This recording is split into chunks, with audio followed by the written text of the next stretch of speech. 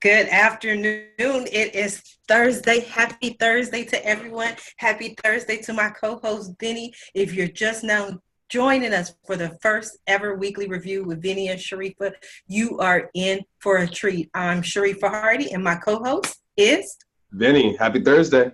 Yes. I was so excited about doing this show, Vinny, because we did our first show and I kind of felt like, you know how when you first dance with someone, you kind of try to figure it out. Are they going to move left? Are they going to move right? Are they about to dip? What are they about to do?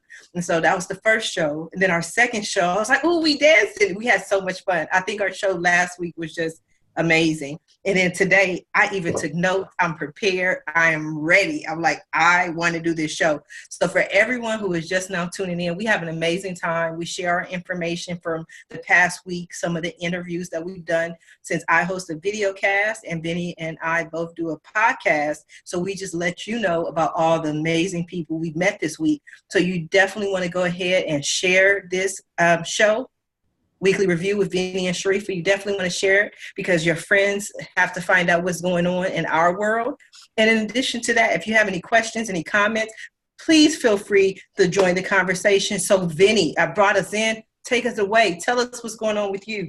Well, it's also too an educational show. If last week you taught me with the word of woo-woo, that was something I had no history about. So education is definitely a key factor in this too. Yes, but you know what? The thing that I really love is that we don't just stay here in this one little 30 minutes or 40 minutes. It's like the information and education goes all week. So I did the interview with you and I said woo woo. And then you was like, did you make that word up, Sharif? I'm like, no, it's a word. And so you Google the dictionary definition. So I go to do my Monday mornings with Lucinda and Sharifah show, and I'm telling them, well, Vinny Googled the word. So all the woo-woo people were like, well, what's it mean? So I had to give them the dictionary definition that Vinny had presented to us last week, and I read it to them. They was like, yeah, that sounds pretty accurate. I'm like, you didn't know what woo-woo meant? You know, I was kind of shocked. So it was very educational. Imagine being that person that has to define it because someone just came up with that word, down the road, and then someone's like, how do you break it down? Okay, this is what the actual word means after it was already into our dialect. Right. So so this week I actually, since last time we talked, did one interview with Panda Design. Mm-hmm. They're a artist group that do murals. Mm-hmm. It's two females, and it was a very interesting one. So that'll probably be out in a couple weeks. But they're just talking about how there's a big barrier for women in the mural business, and how they really make a strive to push through that. And they actually started a nonprofit to help out besides their own company. So that was kind of interesting. Yes, that is interesting. I didn't really look at it that way because I think of business across the board. That's my thing, entrepreneurship, which is why I just released my book, Signs You Might Be an Entrepreneur, How to Discover the Entrepreneur in You. That's really my passion. And so I think in business as a whole, it's a very male-dominated world, a very everything to me for the most part is male-dominated unless you look at something that has historically been led by women, like specific, they'd be like, oh, all the nurses, and then maybe there's a male nurse. But for the most part, if it's business, it's primarily male. At least that's been my experience. Well, and that was the thing that kind of, because I totally agree with you. If it's a male or female dominated industry, right? And over time, women have, like how long ago, come out of the kitchen, started work and so on and so forth, and equality. So it slowly transitions farther and farther. With mural design, I didn't realize it was that old enough to already have a strong male domination to it, because it seems like it's a newer idea, so everyone would be able to start at the same direction, yet that wasn't the case. But do you think a new idea? I think we may have labeled it murals, but haven't we been writing on walls and doing art since the beginning of time? Yeah, we've been doing that, but I don't know, like I thought it was more of kind of tagging, I guess, and then it went to the whole murals. And so I don't know how long it's been kind of a thriving business, or maybe it's been more of a kind of a sector of being an artist. Mm-hmm. But this is kind of their only focus is the mural aspect of it. Mm-hmm. So maybe, I don't know. No. I don't know. No, but that's very interesting. I would love to explore that. I think you give some interesting guests. I think this is what we're going to have to do moving forward, Vinny. We're going to have to give them like a 2-for-1 offer. You know what I mean? Be like, look, we're going to get you on 2 podcasts. I'm booked through December, so I don't know, but we'll figure it out because I want to interview. I tell them all the time. The same thing if you ever get someone down in San Diego, I tell them all the time about you. You got to talk to you. Yes, because you sent over Michael. What's his name? I wrote. Yes, he was amazing. So I'm like, oh, you get such good guests. And then Val, I love Val. So you have a great group of people around you. I want to meet some more of your people. I want to interview the person who is no longer with you. The person who, we can't use the dumped word. So I'm trying to find another word. I want to interview them. I want to speak to them. I want to be like, tell us all about Vinnie. Tell us the things that, he's not going to tell. Can we do that? You want to talk to my ex? Yes. Well, we don't really talk anymore, so that'd be difficult. You can always try to find her, but we don't really talk anymore, so that might be a very difficult thing to get an interview on. She's not gonna talk to you. She will talk to me. I'm more than happy for you to go talk to her. I'd be very interested to see what she says, but I'm open book. No, I'm gonna tell her. I'm gonna say he always presents this clean cut, all American boy. He doesn't Clark Kent. He doesn't even wear glasses. Every time I see him, he puts on the glasses. Puts everything all pure. I know there's a dark side. No. I think we all have a little bit of a dark side. It's just a matter of when you allow yourself to give wave to that dark side. Okay. Right. I'm not gonna. I can only imagine. When Sharifah, she gets out there, just allow that dark side to happen. I know. Too often. No, so I went on a cruise over the weekend too. That was my first cruise. So that was very interesting too. I wanted to hear about it. Like I want to hear what happened. Did you do something wild like I requested? I definitely did some wild stuff. Then you're gonna talk about. Let's just say I'm okay to allow the dark side to go out when I'm on the cruise.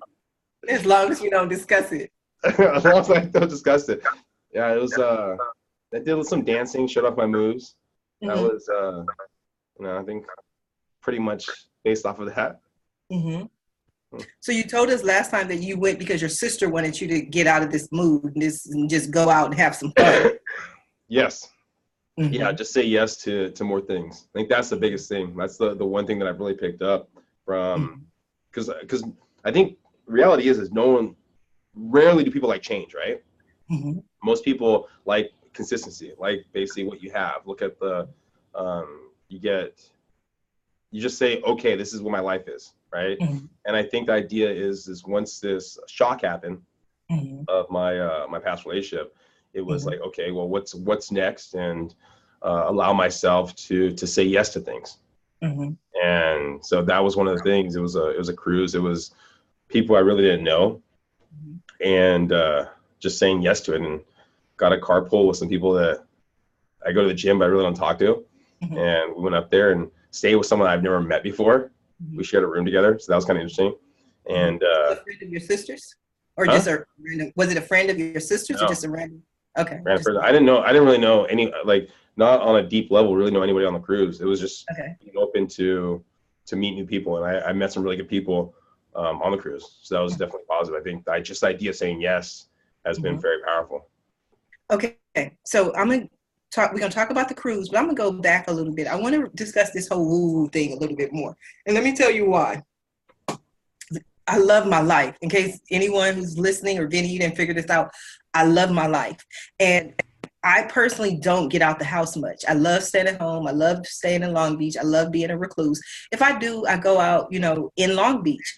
So a friend of mine, Dr. Lee, she loves to invite me to these networking events. And she was like, Sharifah, you have to go to this networking event. So I went to this networking event this morning, and I actually joined. I became a member. So I'm now a member of the Global Women Club. So there are club of women all over the world, London, New York, Los Angeles, everywhere, where they meet basically once a month and they discuss life and businesses, like a networking event. They fly in, or do you guys talk to each other on like Skype, or how that happen? No, we don't talk to, each club is local, but they I got you. Okay. all over the world. Okay. See, you got to make sure I'm clear because, I'm not always clear. And most people won't ask those questions. So I go to this networking event. And one of the things that I'm beginning to notice at networking events, that the majority of the people are woo-woo in some form or fashion. I have never seen so many people in my life that were saying their business was emotional healing. It was palm reading. It was people who do emotional code. Everyone there who was a member got a chance to speak for 2 minutes. And everyone there, except for a lady who sold jewelry, had some sort of metaphysical business. Do you do a lot of networking? You probably do real estate networking. I do more networking now than I have in the past. I wasn't really big at networking, but reality is with the podcast now, that's been a big thing of networking people, because we already talk to a lot of people on a daily basis. And the one thing I've realized, it's sometimes it's hard to find good people, because the idea of my customer service compared to someone else's be totally different. And so if you refer someone out, you're like, okay, you're thinking that they're going to offer the same level of customer service, but if they don't, that's an extension of yourself. And so networking alone has been a factor, just so I can make sure my clients are happy with the people I send them. What type of people do you notice when you're networking? Most of the people in my industry, in the real estate field, have been the individuals that I've learned to network with. I probably find a little more enjoyment in people that are outside my sector, that are more one-off, where they are doing the Sensi or those kind of things, because they're dealing with people on a smaller transaction. And so for those individuals, they get probably a lot more stories, a lot more down and dirty stories that you can kind of relate to and talk to. Sometimes it can be a little snuffy, I think, when you're dealing with people as lenders or something like that, because they don't want to let loose.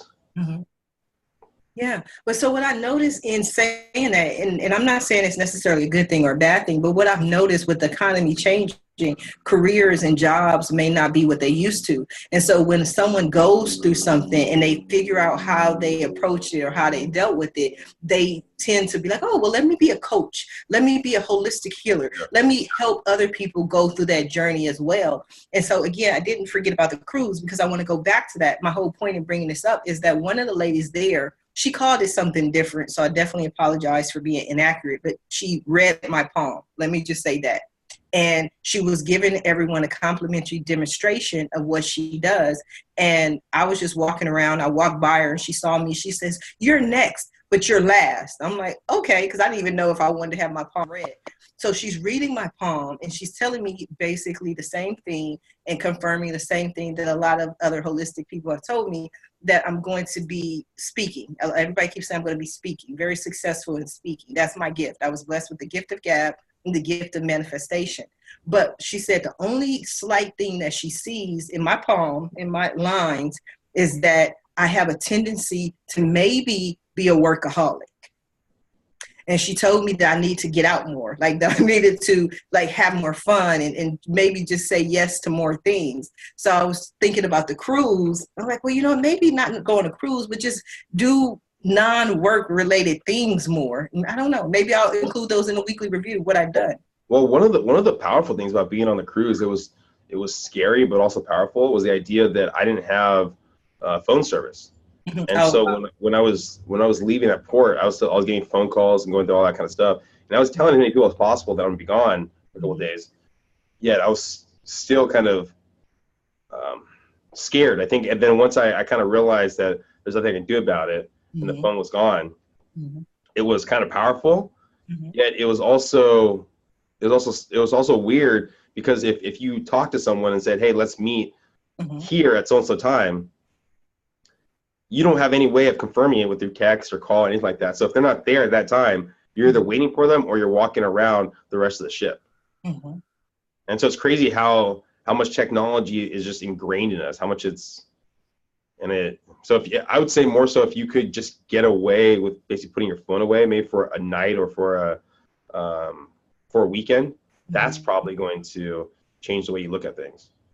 Maybe. So you were gone a couple of days without your phone, and it was a little frightening for you initially, but did you kind of have this feeling where there may be missed messages or missed calls or mixed emails, you know, because we always have this, to a certain extent, belief that, you know, we got to put out all these fires and everything is an emergency. That's one of the things I caution entrepreneurs about, is that you should still set boundaries. Like, I set my work hours, which is why I only do interviews between noon and 6. And aside from that, my business hours are literally like 9 a.m. to 6 p.m. Anything I do before or after that is really just like a one-off.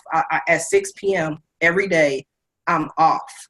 Did you find when you came back that there were things that you may have thought may have, you know, been fires that either were fires, or you're like, oh my God, life went on?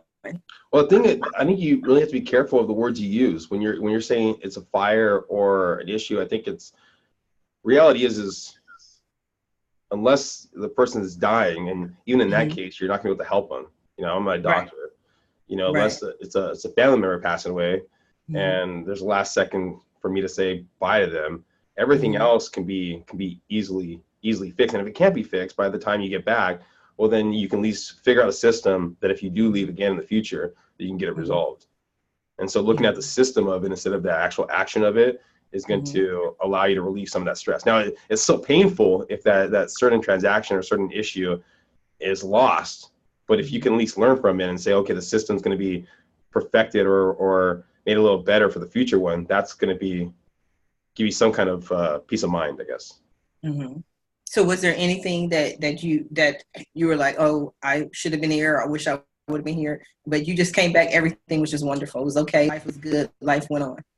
Some clients got a little angry at me that I wasn't there to talk to them. And, you know, I mean, we had I think a good conversation about it, saying that this was something that I planned for a couple weeks, and I wasn't going to drop it just for one thing. So I think just laying those guidelines and laying understanding over there, it was a powerful thing. No, I think that's really powerful. I mean, did you do an auto responder or anything like that? No, I didn't. I mean, it's okay. You don't have to. I mean, you don't have to. One of the things that I believe that in our society, especially with entrepreneurs and business owners, self-employed people, everyone, I believe, and I hate to generalize, but I generalize all the time, but they expect us to be on call. Like, we're literally 911, you know, and different times I've had to express to people when they're like, oh, you didn't respond to my email. I'm like, you sent it at 11 p.m. last night. You know what I mean? Like, I know you were up, you were working all the time. I'm like, yeah, but like any business, you have to at least allow for a 24-hour response time. You know, just because you send it at almost midnight, that doesn't mean when I get up at 5 o'clock, 6 o'clock, or even 8 o'clock that I have to respond immediately. You know, I literally reserve the right to take some time before responding to your email. And I try to set those expectations as opposed to feeling guilty that this person feels that I should have responded to them within an hour. Well, yeah, that was maybe 2 weeks ago. Someone was requesting to show one of our listings, and they reached out to us at 11 o'clock at night, similar kind of thing. And then they called us again at 7. They're like, hey, so I wanted to follow up on my thing. You know, I hit you up. It's been 8 hours. Right. And I'm like, my clients are not up yet. Like, I'm not going to wake them up to see if they can get in there, you know, at 9 o'clock in the morning. Like, as soon as they wake up, I'll call you and I'll get back to you. Like, but yeah, some people have this I don't know, false understanding, I guess, or a false idea of everything should bend to their whim. But I think it's not only that, I think that's a major part of it, but I think there's a sense of urgency. Like, people have this false sense of urgency where they feel like everything has to happen right now. I need immediate response, instant gratification. I know you read my email, especially when you're not emailing, but when you're doing like social media, and they're like, I know you're online. I see you're online. You know, I inboxed you. You didn't respond to me, but I saw you make a post. I'm like, okay, wait a minute. You know what I mean? Like, yeah, well, I think that's our society now. I mean, that's our society that we want that instant gratification. And it's going to probably go more so in the future as technology becomes even a more stronger part of our world. Like right now we have phones, right? That's probably most of our technology, our computers. We're slowly swaying to the idea of having you on a watch. But what's the next stage? What's going to be something actually embedded in yourself? So just imagine how much instant gratification we're going to want at that point in time. Right. because it'll be some little alert that says the item in the person's wrist, scanned, and it saw he read it. It'll say read, it'll say viewed, something like that. Yeah. And it'll say, like, you deleted my scan, whatever it is. But I love to reset people's expectations as far as what I'm entitled to do. But more than anything else, in resetting someone's expectations, I just note it. I note the people that I know are about to give me a headache. Like, I turn away more clients than I take on. All right, let me ask you a question now on the dating scene. All right. Mm-hmm. So because now you have the ability to see if someone's read your text message or emails, whatever, how long, if they've read it, is there any factor played into how long they take to respond to you? I wouldn't know. I don't have any of those abilities. On my phone, because I don't have an iPhone, I just have an Android. Well, so hypothetically, though, if you could tell how long someone read it until they responded back, would there be a factor into playing out of how much they actually want to talk to you? I don't know. Like myself, I'm just curious. I'm not talking for myself. I don't know. But let me just say this, though. I love the question and I love the whole conversation. Those specifically, I don't know. But I'm one of those people that move forward more by a process of elimination. Whereas if I send out, because when I don't know if I told you this, because our shows are kind of run into each other. But when I was actually online dating, my friends called me 50 First Dates. That was their nickname for me, 50 First Dates. Because Monday through Friday, I would have a date every evening. Saturday and Sunday, I would have 2 dates each evening. And I was having fun, right? But I didn't need, don't laugh, Vinnie. You gonna be out there 50 First Dates next. I already know you over there taking notes. But the reason I did that is because I didn't want to have a whole bunch of conversations. I didn't want to see if somebody responded to me, if they had time for me. No, I just kind of kept, going until I finally met a guy who was just like, you're staying here. No more dates, no more anything. It's me and you. And I was like, He called you out like that. Yes. And 11 years later, he's still calling me out. So I don't worry about the people who are like not responding. I think that's my response. I don't worry about the people who are not responding. And I'm one of those people, I don't know if it's a good thing, but I always say things that may not be good or not. But I'm like one of those Elizabeth Taylor kind of people. Like, I will be married multiple times until somebody figures out how to get it right. I'm not one of those people who just like, oh, let me keep working with them. Let me keep working with them. So I just keep going and keep, moving until I'm like, okay, this feels good. This feels right. Well, it's funny when you say this feels right. That's actually one thing one of my sisters told me, where she was like, you go on dates, with different people, you talk to different people. But when you meet with that right person, it'll just feel right. It'll feel natural. Mm-hmm. And that's the way you have to look at it.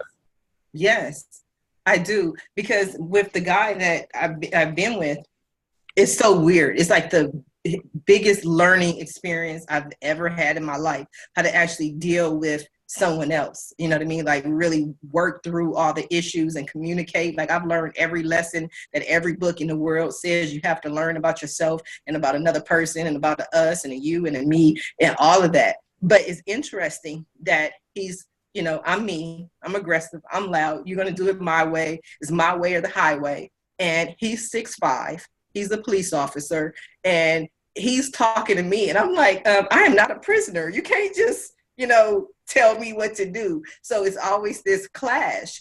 And so people always want to give you that advice. Be like, what you got to do, get your little paper, write down the pros, write down the cons, and I always tell people with him, if I wrote down the pros and cons, his cons would be a scroll down the street. But his pros is like a little list. But I would rather be with him than without him. Mm-hmm. Yeah, sometimes you got to. His pros are so powerful, even though the cons are minimal, but the pros are so powerful. They overcome them. Yeah, because the cons is not really a scroll. Aside from him, he's bossy, he's pushy, he's demanding. Everything is his way. But he's the one person in my life, the one man in my life. Not that I've been with 800 of them, okay? But we never argue. We never argue. The only argument is he works 6 days a week. Sunday is football. That's it. There's no changing, no modifying. This is what I do, you know, and I want to be all over the place, but we don't argue. We have the same likes, dislikes. We enjoy the same things. We enjoy spending time together. We connect. We can finish each other's sentences. So those things matter to me than the things I feel he should be doing. So basically what you're saying is there's no arguing, it's just that he's usually right. I wasn't trying to say that, but thank you for summing that up for him. I'll make sure I let him know that Vinny said you won. Okay, but it's fun though. It's that chemistry. You know what I mean? Nobody wants a pushover, and even though, you know, I don't think that I'm that aggressive or that demanding, but don't make that look, Vinny. I'm trying to tell you, I don't think personally that I am. And it reminds me of something one of my managers said to me. She said, Sharifah, you intimidate people. And I told her, I don't intimidate people. People are intimidated by me. You know, that's a weakness on their part, not something I'm trying to do to them. Well, I don't know if we've talked about it before, but you mean the people's perception of us, it plays, you know, it definitely plays a factor. Like, I don't know if I told you this one, where I was in college, and there was, we were all getting split up into groups, and so it was me and this last guy, and we did our project together. After doing the project for like a month or two, you know, we become friends, and he tells me later, he goes, hey, so I just want you to know, when I first saw you, before I knew you, I thought you were the biggest jerk around. And I was like, what? He goes, yeah, you just seem like a jerk. And he goes, but after I got you to know, you're a really nice guy. And so I've been told that I need to smile more. And so I try to make a conscious effort to smile more. No, Vinny, I'm gonna tell you right now, you wipe that smile off your face. Oh, don't smile at people? No, don't smile at people. And I'm gonna tell you why. Because we that's why it's weekly review, because you and I too, we got that vibe. We just get each other. People always tell me that I need to smile more, Vinny. Like I remember one time I was standing in an elevator, and the elevator stopped to let someone on. So I'm standing there. Again, I'm gonna say this again. I'm standing there. So the guy walks into the elevator and he goes, are you mad? You need to smile. And I'm like, I'm in the elevator. Like, I don't even know you. I haven't even had a conversation. And it's just that initial, you know, perception that they get of you. And it's like, I'm not just like, just because, you know what I mean? I'm standing in the elevator. I could be thinking about a whole bunch of things. And usually when I'm thinking or whatever it is that's going through my mind, people are like, oh, you're mad. So you don't think it's romantic when a guy walks up to a woman saying, you look so much pretty if you smile? Let me answer that, Vinny. Vinny, let me answer that. It wasn't even what you said, right? Do you speak Italian? You told me you didn't, right? No, I don't. You need to learn that stuff, because I'm telling you, certain languages, like Italian, certain ways, like what you just said, it wasn't even what you said. You could have been like, hand me the butter. It was the, ooh, somebody agree with me here, because the women understand what I'm saying. It has nothing to do with the word. It's that tone, it's that vibe, it's that, because nothing's sexier than confidence. Nothing. It's the confidence that's sexy. You know what? One of these days we gotta go out dancing. You'll see me exude that confidence. I see it already. That's why you get to be on Weekly Review with Vinnie and Sharifah. I'm like, you got that you got that swag. You know what I mean? You have it. And so with this guy that I'm dating or whatever, he is not used being 6'5" and a police officer. He is not used to women, for, like he says, talking back. That's what he tells me, that he's not used to women talking back. I'm like, I'm not talking back. I'm talking. You know what I mean? Like, I am having a conversation. I am not talking back. Children talk back, you know? So. Hey, I'm looking at the comments right here. Maribel is saying something about asking about Rob. So I'm not sure what she was talking about that. So Maribel, if you're watching, let's get some. Ask her about Rob? That's what she wrote on there. Ask him about Rob. So I'm not sure what that meant, but we'll see. We'll see if she responds back. Anyways. No, I gotta see, because I had my page somewhere else, because I wanted to tell you about my interview. You know, because that's what we're supposed to do. But you talked about your interviews, and I didn't get a chance to talk about my interviews. But who's Rob on the cruise? Val said, ask him about Rob. He's maybe somebody yeah. So I know what she's talking about now. So when I got off the cruise, I ended up using my data in Mexico accidentally. So I had no data. So all I had was the ability to make phone calls and text messages. So I carpooled up there with some people from my gym that I didn't have their phone numbers. We just talked through Facebook, but I didn't have any data, so I didn't have the ability to talk to them, reach out to them. And so I wake up and I hear over the loudspeaker that it's like time to leave, so-and-so, whatever. And so I kind of freaked out. I grabbed all my stuff and put it in my bag. So I'm like, I got to catch these people before they go back down. And so I grab all that stuff and just run out. My roommate's already gone. I run out, and now I'm outside the boat, but I have no way of getting contact with anyone. So I reach out to Maribel, and I was like, I know there's one of the guys. He's a realtor named Rob. He has a bald head. Can you try to find him? And so she sends me a bunch of pictures of all these realtors in San Diego with bald heads. And then I end up finding someone that's driving San Diego, and I got to ride back with them. But it was a little chaotic coming back from there. Because because of the lack of technology, you were unable to communicate with Rob, who was supposed to give you a ride back to San Diego. Yeah. So did you technology? Huh? Did you find him when you got back to San Diego? Yeah. I talked to him. I got a hold of him later on, but I ended up getting a ride for someone else. So basically, did you tell him you left me? Well, no, they didn't leave. They were on the boat still. I just didn't have a way of getting in contact with them. Oh, okay. But I kind of freaked out a little bit. I woke up thinking it was later than it was. Did you start to say you overreacted? Did you start to say that? Because that's what I heard. I heard over, and then you just. And then I kind of calmed back. I thought, yes, overreacted a little bit. Well, come on. When I woke up, my roommate's gone. I hear the loudspeaker that basically blah, blah, blah is going on. I'm like, oh my gosh. So I got all my stuff, just threw it in my bag and just ran out, and then ran to outside the boat thinking that basically everyone left the boat, but not realizing that you still have like another 3 or 4 hours to actually leave the boat. But now I couldn't come back on, and now I'm like. So you couldn't find Rob, basically. Yeah. So you made poor little Val search for a bald guy named Rob in San Diego to try to communicate with him. Poor Val. What have you done nice for Val lately? That's what I want to know. What have I done nice for Val? I think she something back. What? Did you bring her something back from the cruise? No, but the other day I was chewing some gum, and she asked for a piece of gum, and I gave her a piece. So I think that was very nice. You know what? You said that with a straight face. Like you said that with a straight face. Like you were serious about that piece of gum too. Like I gave her a piece of gum. That's like a boss move. They always be like, you know what? I gave you a Christmas off 5 years ago. You're like, oh, thank you. I appreciate that. You know what? You can't know the good without the bad. So I don't always give her the piece of gum. Only 1 out of 5 times. Okay. Vinny, you done gone from bad to worse. Like 1 out of 5 times. I'm joking. I know. I'm gonna come down there and I'm gonna and do my rap in your office. That's what I want to do. All right. So here, before I interrupt you, what was the interview?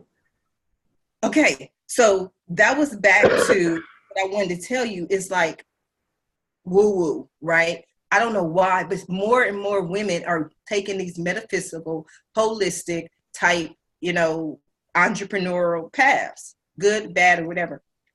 One of the things that I always say to people, and I don't know if this, again, right or wrong, but sometimes people focus too much on the modality, meaning the tool that they use to get the information, which is why on Monday morning at 10 a.m. on Monday mornings with Lucinda and Sharifah, we're going to discuss when you receive information, is it common sense? Is it spirit? Or is it intuition? Like, how do you really know where the information is coming from? And sometimes I just believe personally that so many people focus too much on the modality. So my guest on my podcast was a lady named Angela Anderson. And Angela Anderson is wonderful. I think she's an amazing woman. I haven't met her in person, but once I interview someone or speak to someone, we become friends for life.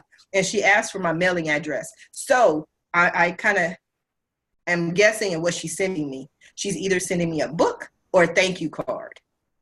That's what I believe. So people don't stalk me. They don't. Because I'm not one of the people, you know, I'm like, come on in, come sit down, have a drink. Let's talk. I put them to work. You want to do something? They like, I'm going to go home. You're not too much fun. So, but she's a psyche facilitator. What's psyche? I knew you was going to say that. See, I was ready for you, Vinny. Well, I don't know. But what she was explaining was it's a tool. Google is our friend, Vinny. But what was so interesting and why I really just loved this interview was she was one of those people that was really able to focus more on how she's able to assist people as opposed to just being a psyche facilitator. And we spent a lot of time on the interview talking about family. She was telling me about her sons and how they listen to crime podcasts on their way to sporting events and how they listen to the beginning of the podcast and then they stop it and then they discuss, you know, what's going on, what do they think is going to happen, kind of make some, you know, little predictions, conversation. And you spell it PSYCH-K, Psyche. Okay. And she's a Psyche facilitator. And so, but she was telling me so much about her boys. She was telling me how she works with people. I didn't ask. They're like teenagers, or I didn't ask. We didn't get into that. But the conversation was so much more personal as far as not just being a psyche facilitator. And on her website, what she does is she helps people become millionaires and beyond. And it was so funny because in her bio that she sent over, it's like, I help people become millionaires and beyond. And when I asked her twice, like I remember asking her twice to discuss it, and she didn't want to talk about it. She was just like, you know, I help people. And once you get past some of your blockages, and we all have blockages, and the majority of those blockages happen when you're a child. And so we get programming. So that's what Psyche does. It allows you to remove some of the programming that you received. And most of the programming that we receive happens as a child. So we talked about letting babies cry, because that's one of the things, you know, people have different rules, but that's one of the things that I cannot stand. When people say you should let babies cry, I'm like, please don't do that, because that's one of the first programs that they receive. And the message that they receive is that their needs are not going to be met. You know, they just cry and cry and cry. And then people are like, oh, let them cry. They'll get over it. I'm like, usually when babies are crying, they're crying for a reason. You know what I mean? They're hungry, they're wet. So what she's saying is that when they cry, you want to console them? No, I don't want to console them. I think console is one of those mamby-pamby soft words. Yeah. They don't necessarily need consoling, but when anybody cries, there's a reason. And babies aren't usually crying for emotional reasons. They haven't even figured out what emotions are. They're usually hungry. They're usually wet. You know, there's usually a need that needs to be met. And studies and research have found and have shown that if you fulfill that need, then the baby is not going to cry. And the baby cries less because they know you're going to meet their needs. And then they take that same programming into life and say, you know what, no matter how I call out or no matter how I ask for help, nobody's going to come and help me. So it's a whole programming and thought process that goes into just simply letting the baby cry. Oh, wow. Yes. So, yeah, I was listening to a podcast about similar stuff, that by the age of 35, that we're basically just programming. That we wake up in the morning, we do a certain activity, we do the same activity, we have the same thoughts happen through those activities, and we become the same person. So really the way to change your programming is by changing your daily activities. Well, I agree with that to a certain extent, but back to Angela Anderson, and I hope everyone takes a minute to go to my website, AskSharifah.com, click on my podcast interviews and listen to this interview because it was so endearing. One of the things that she's focused on is so many people, especially within the holistic community, they focus on the dark. Like, let's journey through your pain. Who caused the pain? Did daddy cause the pain? Did mommy cause the pain? You know, like the dark side. Whereas a a facilitator, they don't go really into what caused it. They look at the programming. What is your programming? And through this tool, I've never had a session. This is what I'm asking her, but through this tool, they're able to ascertain what your programming is and then give you new messages to change that programming. So yes, we are basically programming. But what happens is most people do things without consciously knowing what their program is. So first of all, you understand consciously what you're programmed to do, what your program is. And I'm very aware, like I know me, by now I know thyself, I know me. Most people just do things subconsciously or out of habit.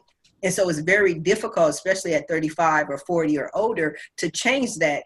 Because what happens, especially like a lot of old, not to scare you, Vinny, but a lot of older men, if you don't marry young, they usually tend to stay single because what people say they're set in their ways. And that's just another way of saying this is how they're programmed. And it's very difficult for them to change. You know, what's funny is actually, I feel like based off of my last relationship, because I've learned so much off of it, that it actually pushed me to wanting to be in another relationship. And I've actually had people relay to me that it would be my benefit by holding off longer to actually make sure I'm with the right person. I wouldn't agree to that. Vinny, you go out there, you get yourself on them dating sites, you go out there and you meet some people because you're what they call a catch. You are set in your ways because you are used to being in a relationship. You were in a long-term relationship. That 2-year mark is really that, between 2 and 7. That's when it's like, but after, that's not even like a thing, but you know what I meant, Vinny? Yeah. So after that, you're single now, but you're used to being in a relationship. So your ways that you are set in are used to being with someone as opposed to somebody who people are like, oh, I've been single for the last 65 years. They're not going to change. They're not all of a sudden like, oh, let me go get married for the most part. Now, this is a generalization, and I love to generalize, which is why I put that disclaimer somewhere in writing on here that this is just the world according to Sharifah. No, and I've had the outliers. Actually, my uncle, he married at a later time in life too. He's like in his 50s when he got married. So he was single his whole life and then kind of got married later in life. So yeah, I understand what you're saying. I think it's hard to make the change if you're single for a period of time to go on and get in a relationship, because now you have someone else kind of where you have to worry about their opinion or worry about their time and worry about what's going on with them. But this is when the woo comes in, right? Because some people call it psychic, some people call it intuition. That's why I lean more onto just experience, right? And based on my experiences as an adult, as a 40-something-year-old woman, when you mention your uncle who got married later in life, is one thing that I tell you, something happened to change it. It's basic science. We tend to stay on a certain trajectory unless something comes to change that trajectory. So if he got married at 50, I'm telling you, something happened in his life, whether he was with the same woman for a long time and now they decided to get married, he was focused on his business, now he decided to retire, but something happened to where he was like, you know what, it's time for me to get married. No, that makes sense. Yeah, it definitely makes sense. It's that's some sort of catalyst to the idea of change. Yes. Do you have any good guests coming on next week? Yes, I do. Oh my God. Yes, you have. See, you intuitive too. You have some excellent questions. This person in my just asked me, how can I get an autographed copy of your book? So I'm about to give them the instructions. Well, I'll tell you about one of my guests coming up next week. I'm actually excited for this one. It's she was a winner of Project Runway. So I'm interviewing her next week. She's a local person in San Diego, has a big following base. So I think it'll definitely be very interesting. I think that is very interesting. Now, today, when I went to this new networking, the Global Women Club, I met this lady who, Vinny, she almost made me cry. Now, she almost made me cry because emotionally cry, or does she like literally cry, like my tears, you know what I mean? Because I felt overwhelmed. I'm like, I just strangers, like I don't do that, you know what I mean? I'm cool. Cool people don't do that with swag. So the thing is, the reason she made me cry is because she does these. Actually, you know what? Bam! I got it right here. You can't see it. She gave me her flyer, and she does a 12-week live group training. Her name is Yvonne Larson. Entrepreneurship without overwhelm is what she does, and she's going to be my guest next Tuesday. But what made me cry about her? She said something, Vinny. I have never. I say I'm saying your name like 800 times a show. Don't I? I loved it. Like, yeah, Vinny, my cousin Vinny. But she said something I had never heard before. She said that entrepreneurs commit suicide at 5 times the rate of an average person. Oh, wow. Right. And I told her, I said, I can believe that. And it resonates. I know it's true, but I have never even heard of that statistic. I had never heard anyone who brought up these types of statistics, but I understand it. Our road that we travel is more difficult than so many other people. And so at 5 times the rate, it literally just blew me away. I'm like, you have to be a guest on my show. So she's going to do my video cast Tuesday. I believe it's at 4 p.m. We're going to get her scheduled and finalized, but she does a 12-week course that helps entrepreneurs not to feel overwhelmed by just simply being an entrepreneur. When was the last time you actually cried? Sunday. Oh, you did?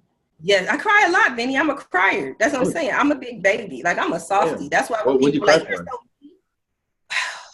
Because my Jeffrey, my guy, he was frustrating me. And when I get frustrated, instead, because I can't just sock people in the head anymore, I used to, you know what I'm saying? But now I just get so frustrated because I'm frustrated, I cry. You know what? I don't know if we talked about this before on the previous one, but like I was talking to a divorce attorney, and he was saying that women talk at such an educated level, while men talk at such a kind of lower level. That's finding that balancing act of coming in the middle. Mm-hmm. Yes, but we're in our life, we're not even in the middle. Like, we're like all the way on his side. We're not on my side at all. I have no, it's just, and everybody's always like, why do you put up with it? And I'm like, because I love him. Like, he's so cool. I love him. He's so everything that I want him to be, from the look. And he's the type that I love alpha men. Like, he's an alpha man. And you can tell an alpha man because I tell him he doesn't speak in complete sentences. And people are like, is he retarded? And I'm like, no. He goes, come here, go there, do this. I'm like, I am not a prisoner. Sit down. I'm like, okay. But you do sit down, yeah. I sure do. So, but he's frustrated because I want him to be, it's weird. And he tells me this too. He's told me this. He's like, if I just was that softer person, he was like, you would be gone. You would be out of here. You would not stay. I'm like, yeah, I know. It's me. It's all me. It's all me. So you think in any relationship you need one alpha? But we're both alphas, though. That's the thing. I'm not used to people. I don't know, but he's telling you to sit, to come here. I haven't heard you talk about you telling him the same. That's because we didn't have an opportunity, Vinny. Why you all up in my business? When was the last time? When was the last time that you told him to go? Come over here. You know what? Let me just say this, though. And again, I'm not saying that this is right, but he tells me that I go off on him all the time. And I do. I'm always like going off on him because he makes me so frustrated. But even when I go off on him, he does this thing where I go off and I be like, I'm mad. I'm not talking to you. I don't have anything to say to you. Now, what he does when I'm not talking to him, which is his punishment, he goes and puts on the game. So I tell women all the time, if you want to get a man, they be like, oh, well, the key to a man's heart is his stomach. I'm like, no, girl, go get you some ESPN. If you get you some ESPN, you got a man, because he watching the game. He's not going too far. So he goes to watch the game. And then the next day he calls and he's like, you still mad at me? I'm like, no. And then we go on with our lives until the next time. I'm not following. So get ESPN. What do you mean get ESPN? Allow him to watch it? Yeah, so he can watch it. Give him a little man cave. Let him watch his ESPN. He'll be fine. He'll be all right. I don't know. I'm about that food. What's that food life? If you bring but he got to eat something too. But you got to have food, ESPN. You got to have something for him. His man cave. Do you have a man cave? No, I don't. Do you like man caves? The world's my man cave.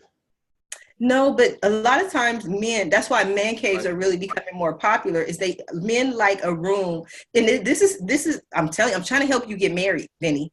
The reason they like the man cave is because usually women decorate the house. And the women decorate the bathroom, the women decorate the kitchen, the living room, and usually to a certain extent the bedroom. Now they may try not to make it too flowery so their alpha male doesn't get freaked out. But the man cave is the one room in the house which he can put whatever he wants, however he wants to put it. What do you want to say? How bad I was? So in my last relationship, we had a thing that she could decorate the whole place with one caveat, and I couldn't have a TV in our bedroom, but I could have 2 TVs in the living room. Okay, so that was your man cave. That was your spot where you sit and you watch TV. It's like not always a physical room, but there has to be a space for him where he feels that this is my space. And did you have ESPN? Yeah. I had a couple. Yeah. Thank you. I had multiple games going on at a time. Thank you. That's what I'm saying. Get your little games. He'll be all right. So did you meet anybody on the cruise? I met some very nice people. Oh, that was so politically correct. I love it, but that's okay. I'm going to ask you next week. I'm going to tune in next week and I'm going to say, okay, well, what's going on with her? You going to say her who? I'm like, her, I'm talking about. No, I meant it's crazy in the dating scene. You meet some really nice people and you see like the pros of each one but then like I like to be very analytical and stuff. So you're dissecting the people and you're like, it's not really fair to dissect them like this, but it's also it's one of the things where you meet some really nice people. No, but that's good. That's why I did 50 first dates, because I wanted to meet so many different people. That's tough right there. 50 first dates, like, I mean, to meet people like constantly one after the other, that's fairly time consuming. Not really. No? Because I didn't do a lot of what you call it. I don't know what you call it. Like I did pre-screening. Oh, so you didn't really talk to them beforehand. You just said, "Hey, I like you, blah blah. Let's go have a cup of coffee, have a beer." Yeah, I'm not crazy. I always make sure we met in a public surrounding, where they couldn't go kill me or anything like that. But I'm not a phone person. Because I talk a lot, I'm not, it may seem like it, I'm not a phone person. Because what happens on a dating scene, and somebody, I don't know, whoever's listening can correct me if I'm wrong, but some people just want to be your friend. They want to talk to you and chat with you and inbox you and email you for 30 years. I don't have that kind of time. And then the beauty of technology is that I could always just block them if it became a problem. It didn't. So, okay, so you're meeting different people and you say, hey, blah, blah, like you seem like you're a normal person. Let's go have a cup of coffee. Mm-hmm. That was the extent of it. No, Vinny, but it would be a process where we would meet on the site. Walk through the process, yeah. I am. I'm going to teach you how to do this so you do it right. I would meet them on the dating site, and then I would go through, because I see their picture, I will read through, and I'm big on astrology. So first of all, yes, I am one of those people that I got to go after their zodiac sign and figure all that out. And then I see that, I'm like, oh, okay. And then they may have inboxed me, or I might reach out to them. And we have a couple of exchanges. We email back and forth, inbox through the system. I find them interesting. I like what they're talking about. Most people, there's a process of, again, elimination. Like if you inbox me and you're like, you want to meet at the hotel? Okay, I'm not even going to continue the conversation. You know what I mean? If you inbox me and like, can you send me some booty shots? I'm like, again, we're not continuing the conversation. And so we have a couple of conversations, and then it's like, hey, let's talk. So we exchange phone numbers. And so then we talk a little bit on the phone. Okay, we had a great conversation. He didn't call me and say, you want to meet me at the Motel 6? So I continue the conversation. And then I'm like, let's go sit down, have some coffee, whatever it is, in a public place, and we'll talk and get to know each other. So you're saying basically the hotel lobby is not the best place to meet someone for the first time? I'm joking. We're on the hotel grounds, not the lobby, not the parking lot, none of that. It's just the mental of, why would you want me to go to a hotel and we're supposed to be having a relationship? That's conversation. Yeah. You know what I mean? You can tell a lot. Do you know what booty call hours are, Vinny? No, actually, no. What are they? Yeah, can you guess? My guess. Which hours are they? My guess would be 9 to 3 o'clock. Probably close. I'll give you that. But like I always say, booty call hours start at 10 p.m., right? Yeah. If a person calls you after 10 p.m. or calls you like 9:50 or whatever, it's a booty call. They've had their day. They've done everything they're doing. And so there's nothing really you can talk about aside from certain things. So I just noticed certain things. Where's this person's mind at? And if this person's mind is here, then I'm just not going to continue the conversation. What's too early to reach out to someone? What do you mean, like early in the day? Yeah. Oh, anything before, like if you're just getting to know someone, I believe you should initially reach out to them during business hours, 9 to 5. If you're having a conversation with them after 5 p.m. or even during the day and you want to speak to them later, you say, hey, you know what, I'm getting ready to get off work. Is it okay if I call you later? You know, that kind of thing. But I look at life, 9 to 5 is business hours. That's we can talk or whatever. 6 to probably 9 o'clock is I'm at home, I'm chilling, I'm relaxing, I'm taking off my day. I'll have some casual conversations. Anything later than that, it's a booty call. Like you're a complete stranger. Somebody calls you at 11:15. Come on now. You don't do that. You don't do that. So before you've been with your man, how many of those calls were you getting? Before he called me? Yeah. I don't Before even remember. 11 years ago, Vinny. Oh, you don't remember? Complete the fifth. Plead the fifth. That's right. That's right. It is 5:56, Vinny. I ain't like them apples. So if thank you. See, Val says, oh my God, 3 a.m. See, I'm getting to know the people. Val's I love me some Val. We on the same page. She understands. She gets me.